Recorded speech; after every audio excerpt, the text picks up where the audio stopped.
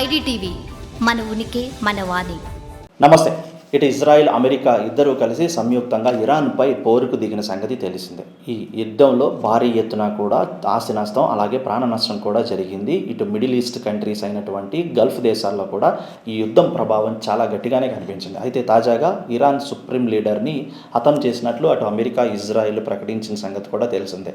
ఇప్పుడు ప్రశ్న ఏమిటంటే అసలు నెక్స్ట్ సుప్రీం లీడర్ ఎవరు ఇరాన్కు అనేదే ప్రశ్న. అటు ఇజ్రాయిల్, అమెరికా మాత్రం ఇరాన్ సుప్రీం లీడర్ ఎవరైనా సరే, నెక్స్ట్ రాబోయే లీడర్ ఎవరైనా సరే ఖచ్చితంగా అతన్ని కూడా హతం చేసి తీరుతాము, ఖచ్చితంగా చంపేస్తామంటుంది అటు ఇజ్రాయిల్, అమెరికా. కానీ ప్రస్తుతానికి అధికారికంగా ఇంకా బయటికి వెలువడినప్పటికీ కూడా, ఇంకా ప్రకటించినప్పటికీ కూడా కొన్ని వార్తలు, కథనాలు అయితే వినిపిస్తున్నాయి. ప్రస్తుత సుప్రీం లీడర్ తన రెండవ కుమారుడైనటువంటి ముస్తఫా అలీ ఖమేనీనే ఇప్పుడు ప్రజెంట్ సుప్రీం లీడర్గా కూడా బాధ్యతలు స్వీకరించినట్లు సమాచారం అందుతుంది. కానీ అధికారికంగా ఇంకా ప్రకటించలేదు, వెలువడవలసి ఉంటుంది. కానీ అటు పక్కన ఇజ్రాయిల్ డైరెక్ట్గానే వార్నింగ్ ఇస్తూ కూడా తన మెసేజ్ని ఇస్తుంది. నెక్స్ట్ కాబోయే లీడర్ ఎవరైనా సరే ఖచ్చితంగా మా చేతుల్లో హతం కాక తప్పదు, హతం చేసి తీరుతామంటున్నారు. కానీ ఇక్కడ యుఎస్ కానీ అలాగే ఇజ్రాయెల్ కానీ ఇరాన్పై దాడికి మనందరికీ తెలిసిందే. అక్కడ అణువస్త్రాలు, అణుబాంబులు తయారు చేస్తున్నారు.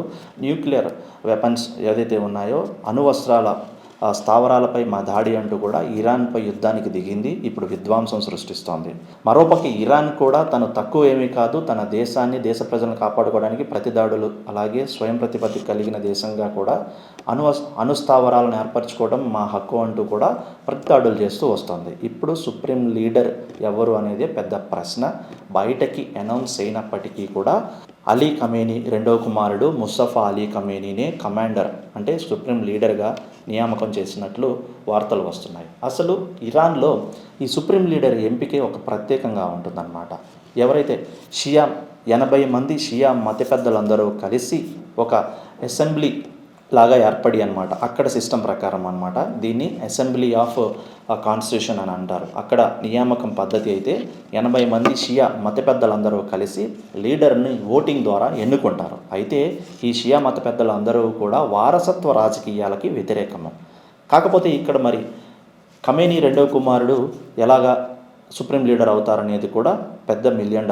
కానీ ఇక్కడ సపోర్ట్ ఎవరే అంటే మనందరికీ తెలిసిందే. 1969లో పెద్ద ఎత్తున ఇస్లామిక్ రెవల్యూషన్ అనేది వచ్చింది. ఆ టైంలోనే అతను ఇస్లామిక్ రెవల్యూషన్ వచ్చినటువంటి 10 సంవత్సరాలకి అంటే 1979లో ఈ రెండో కుమారుడు జన్మించడం, అంటే ఎవరైతే ఇప్పుడు సుప్రీం లీడర్గా ప్రకటించామని వార్తలు వస్తున్నాయో Mustafa Ali Khamenei supreme leader కావడం వెనుక ఐఆర్జీసీ హస్తం ఉంది. వాళ్ళ ప్రభావంతోనే ఈ షియా 80 మంది మత పెద్దలు ఎవరైతే ఉన్నారో అంగీకరించాల్సి వచ్చింది, వారసత్వ రాజకీయాన్ని ప్రోత్సహించాల్సి వచ్చింది అనేది కూడా బయటకు వినిపిస్తున్నటువంటి వార్తలు. అయితే ప్రభుత్వంతో సత్సంబంధాలు లేకపోయినా, పాలిటిక్స్లో నేరుగా ఎప్పుడు పనిచేయనప్పటికీ, ప్రభుత్వం అనుభవం లేకపోయినప్పటికీ కూడా ఈ ముస్తఫా అలీ ఖమేనీ ఎవరైతే ఉన్నారో తను చాలా వరకు కూడా తన తండ్రి వెనక నుంచి నడిపించిన ఎన్నో సందర్భాలు, ఉదాహరణలు ఉన్నాయన్నమాట. ఇప్పటి వరకు కూడా ఎప్పుడైతే 1969లో ముస్లిం రెవల్యూషన్ మొదలైనప్పటి నుంచి కూడా, అంటే తను ఒక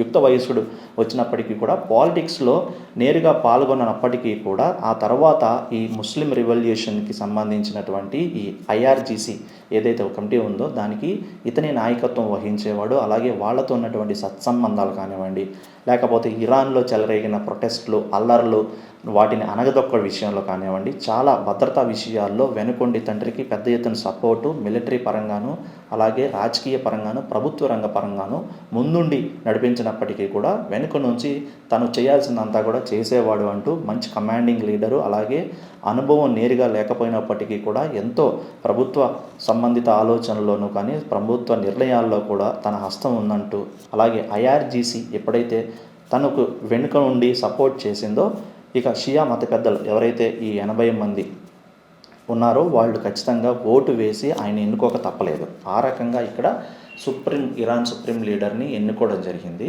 చూడాలి ఈ సుప్రీం లీడర్ ఎంతవరకు మరి ఈ ఇజ్రాయెల్ అలాగే అమెరికాతో దుస్సంబంధాలు కొనసాగిస్తారా, లేకపోతే తన తండ్రి బాటల్లోనే ప్రతి దాడులు కొనసాగిస్తూ కూడా ఎదురు లేకుండా విజయం సాధిస్తాడా, ఇరాన్ని కాపాడుకుంటాడా అనేది. కాకపోతే ఇరాన్ సుప్రీం లీడర్ ఎవరైనా సరే వాళ్ళ చేతిలో హతంగాక తప్పదంటూ కూడా అటు పక్కన వార్నింగ్ ఇస్తూ ఉంటే, మేము కూడా దానికి తగ్గట్టుగానే ప్రతిదాడులు అలాగే వాళ్ళ అంతు చూసామంటూ కొత్తగా ఎంపికైనటువంటి సుప్రీం లీడర్స్ నుంచి వినిపిస్తున్న వార్తలు. సో మొత్తానికి అలీ ఖమేనీ మరణం అనంతరం తన కుమారుడు పగ్గాలు చేపట్టాడు. ఇప్పుడు ఇరాన్ యుద్ధం మరొక మలుపు తిరగబోతోంది.